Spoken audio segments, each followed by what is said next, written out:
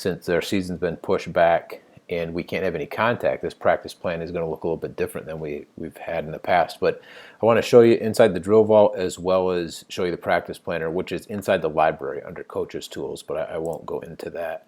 We'll just get into the drill vault here real quick. And while that's coming up, I'll take you over to the practice plan, and you can see this is where the practice plan is at. And our first practice is going to be the 16th. All right, so I've got that in there, and I've got areas for times for everything. If I knew I've had my team selected, I don't yet. I'd put the teams down here so I could take a look at what players I have and who I want to put in different drills. But this is going to be the first day, so everybody's going to be in there. Anybody who's going to try out here. So there's some drills that I have put in here. The times are really left over from previous stuff, so might have to change those a little bit. But I'm familiar with these times or these drills already, but there's a few that I want to add, and that's where the drill vault comes in. So I'm looking for something a little bit different. So inside the drill vault, it's easy to search for this stuff, but I'm looking for two specific things right now. The first one, we'll go over to keys. We're going to look for transition offense, and we're going to look for conditioning. So it'll sort by those two things. I'm going to go ahead and link them or put them all together. The first one that I'm looking for is a full court layup conditioner right here. So let's click on that. And I'll explain the drill here real quick to you and why I want to use this one, especially in a tryout. And we're socially distanced. Got to remember that we can't have I can't have any contact. Really, we're supposed to be 6 feet apart from each other the whole time. But there are still drills in here that you certainly can do that with. So this full court conditioner is going to partner two players up. They're going to start off socially distanced from each other, and the whole drill will allow them to be distanced from each other. So you can see partners 1 and 2 here. Now we would have groups of people kind of going back into the backcourt here, and there'd be groups of people here. So everybody would be on this. For the simplicity of showing you the drill, I've only put 4 people here, but this is a whole team drill. And I love to start my practices using this one. Player 1 is going to dribble down and is going to shoot the layup. Player 2 is going to come in and get the rebound. That's kind of the easy part of it. As soon as player 1 shoots, they're going to run ahead because 2 is going to use them as an outlet. Now, if you like your outlets to be up here, then have them get up there. One thing I know from having done this drill is if there's a bunch of groups going, you're going to find out that it's going to get clogged if you have them get to the full outlet spot. So we let them outlet a little bit earlier just to keep the drill moving, because this is kind of a warm-up conditioner, great way to get their blood flowing. So 2 has rebounded it, has outlet it to 1. Now 2's responsibility is to sprint ahead. The first time players go through this, we don't have them sprint. It's kind of, if it's a warm-up, if we're doing this in the middle of practice, yeah, they need to be sprinting. But 2's going to sprint ahead because 1 is going to make that pass up here, and they want to make a forward pass. We want to be playing with speed. We want to get out ahead of people. And then 2 is going to shoot the layup, 1 is going to rebound, and it starts over. Now we have our players do this with 6 different layups. So they're actually making 6 full court trips. So in this one, let's say it's a regular layup here, they do a regular layup down on this end. When they come back, it might be a reverse layup. And then, so it's a reverse layup for both players. And then it's going to be maybe a power layup, or it's going to be a floater, or it's going to be a finger roll, whatever you want to throw in there. And then we give them a break, because they're going to get gassed doing that. We're going to give them a break, and then we're going to turn and we're going to reverse it, and we're going to do 6 trips the other way. And that's where it becomes a great conditioner. So this is definitely a drill that I want to add. So I'm going to go back to my practice plan. This I'm going to put under transition, because that's really what we're kind of working on here.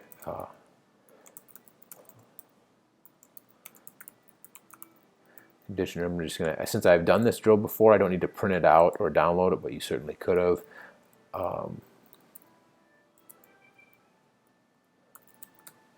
So that just helps me know that they got to be in groups. So when I'm telling them the instructions, I remember to have them group up really quick.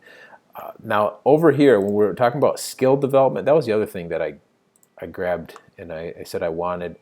Oh no, it wasn't. We did transition offense first. So let's go back and let's see what we got for transition offense here. And So we've got some shooting. Now 9-ball and 6-ball shooting, those are in here as well. I'm just going to search them for you so you know that they're here. These are great shooting drills. Get a lot of players involved in a short period of time.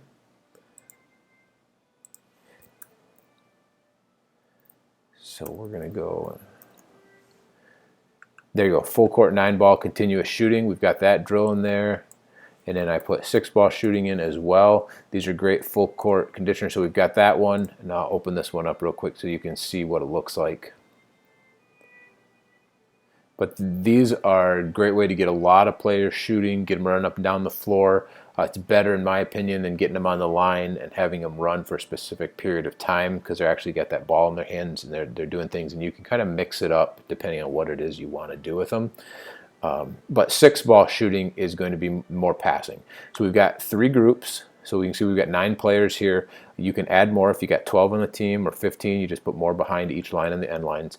But these players are going to run into the pass. So we start with 15 footers, then we may go back to 3-pointers, but they're going to get a pass. As soon as these players make a good solid pass, they're going to take off and they're going to run to the other end. Now you really got to instruct your players down at the baseline to make sure that they're giving a good pass at about 15 feet. Don't throw it to them when they're at the 3-point line or where they got to dribble, and we want them to catch and shoot. You're going to get the most kind of the most out of this drill if you're catching and shooting in terms of repetitions. The 9-ball shooting, it just means that the 3 players in the center all have a ball, so they're dribbling into their shot. As soon as the shot is taken, these players aren't going to pass. They're going to take the ball that they have in their hands and they're going to dribble down. So it's constant movement back and forth with players dribbling. Much more of a conditioner. We do keep track of makes, so if you are somebody who wants to make sure that they're at the top of their game and they're competing against themselves and each other, you can split them up into groups and have a coach on each end count. You know, we have gold and blue, so we've done competitions that way.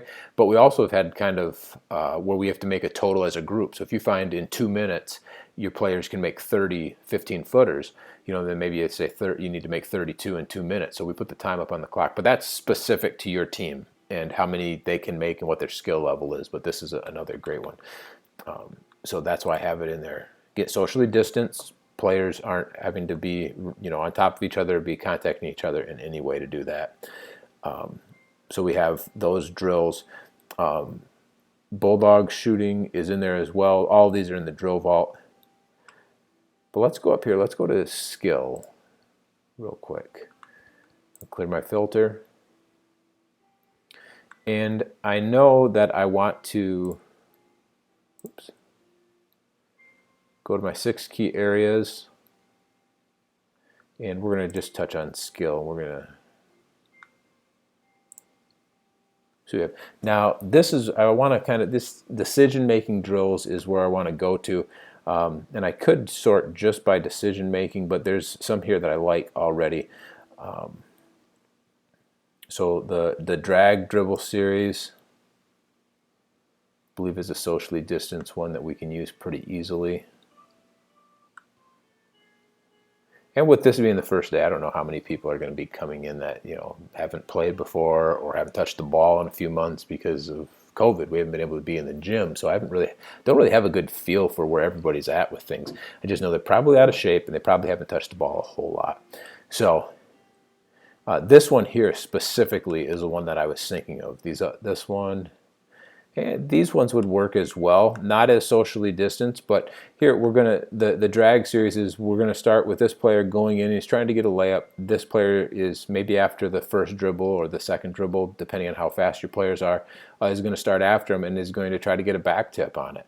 Most likely, player 1 is gonna be able to get there and to shoot it before the back tip ever happens, so it'll keep it socially distanced. So that's where you'll change the rules. Instead of, hey, when this player moves, which is how we normally would do it, we'd say, hey, you got to wait for the first dribble. So if this first dribble is pushed out a little bit, then you should certainly keep them socially distanced. But it's still going to add a little pressure there. So we might go right hand on the right side, left hand on the right side, you know, right foot on one, left foot on the other, reverse layups. We'll switch it up in some different things, but try to keep socially distanced. So one-on-one drag dribble series, we want to use this first one. So I'm going to throw that in here.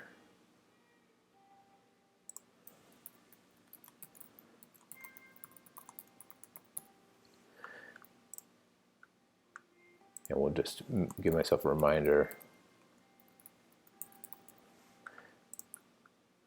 And let's see if we can find one more here.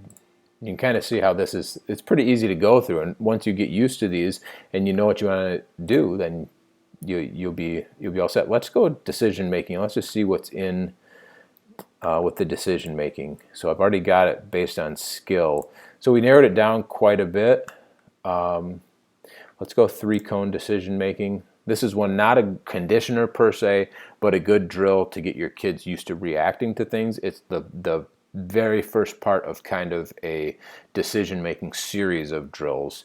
So I like this one. This definitely helps me know kind of athleticism, responding to what's happening in front of them, who's going to be able to make adjustments, because it's a simple drill. And if your brain is causing you to think a lot right now, it's going to cause you to think a lot in a game. So it kind of cues you off to do a few things. So 3-cone decision making, basically the defensive player or a coach can stand there, is going to step in between one of the cones. The offensive player has to be ready to react to go to the other one.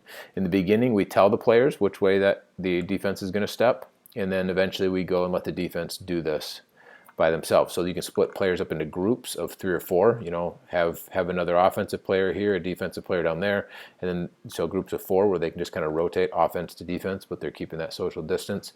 So this one I like too. So 3-cone decision making, going to work on, and it works on exploding to the basket, but I can see their mental process, which is what I like, especially in the beginning here.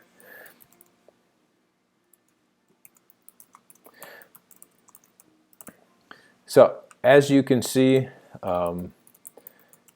let's put this at each hoop so that I can remind myself we got to do that.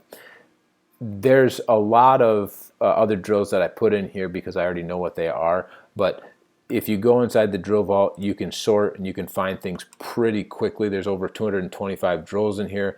I will be adding videos, you know, as I get them so that you can have those to watch. So there are some with videos already, but all of them have diagrams and instructions. So coach, hopefully this kind of helps you out and shows you how I go about my practice plan, at least this first one, and I'll continue to do this, but you got a chance to see the first one. All right.